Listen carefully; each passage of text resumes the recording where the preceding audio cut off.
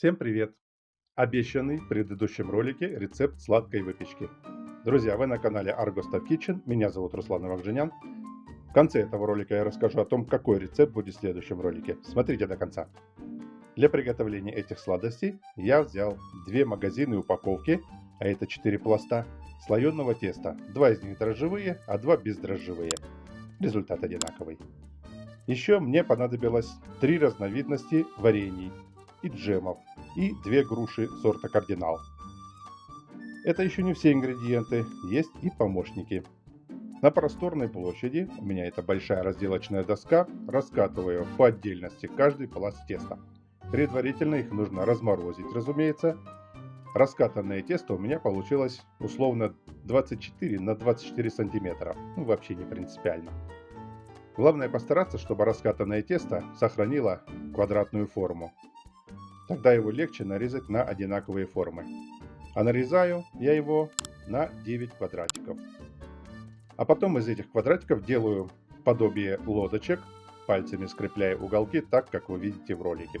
Заготовки ставлю на противень и отправляю в разогретую до 180 градусов по Цельсию духовку на 15 минут. А в это время вымытую грушу делю пополам вдоль, очищаю сердцевину с семенами и снимаю наружную кожуру, она жесткая. Плодоножку и место соцветия тоже срезаю. И вообще, южане очень много срезают у фруктов, потому что у нас эти фрукты у кого-то в саду под ногами валяются, и для остальных на рынке не такие уже дорогие. Но это так, лирическое отступление. Откладываю в сторону заготовленные 4 половинки груши и приступаю к тесту.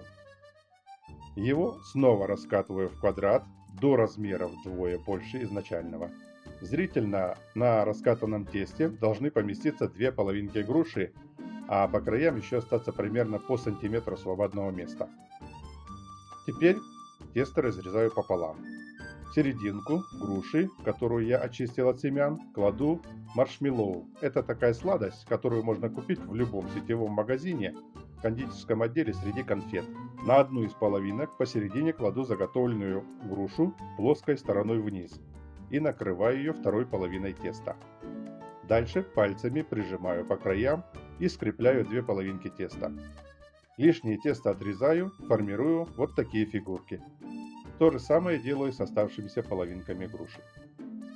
Первая выпечка готова. Вот такие лодочки со вздувшимся дном у меня получились. Этого следовало ожидать, потому что тесто слоеное.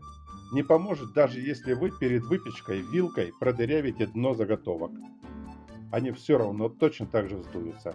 Но ничего, беру вилку и просто делаю нишу для варенья и джемов.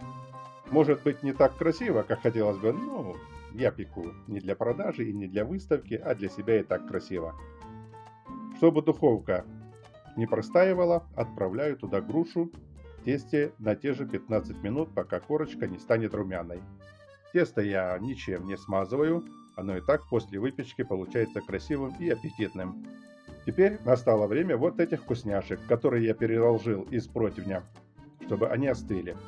Раскладываю их на широкой тарелке и в каждую лодочку кладу разную сладкую начинку. Я выбрал джем из инжира, клубничное и черничное варенье, а замороженные вишню и абрикос я кладу вместе со сладким творогом. Получился вот такой красивый натюрморт.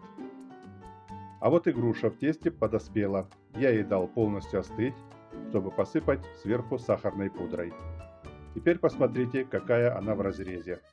Маршмеллоу полностью расплавилась и превратилась в сладкий сироп. Помните, я отрезал лишнее тесто, когда заворачивал грушу. Я его раскатал и нарезал еще 9 штук лодочек для плюшек. Отправляю их тоже в духовку на 15 минут.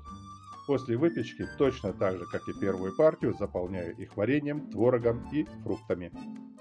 Приятного аппетита и анонс. В следующем ролике будет снова выпечка, но не сладкая. Это будет кулебяка. Кто еще не знает, что это такое, обязательно дождитесь моего ролика с пошаговым рецептом. А чтобы не пропустить, подписывайтесь на канал, ставьте лайки, пишите комментарии, они мне помогают делать канал лучше. До новых встреч!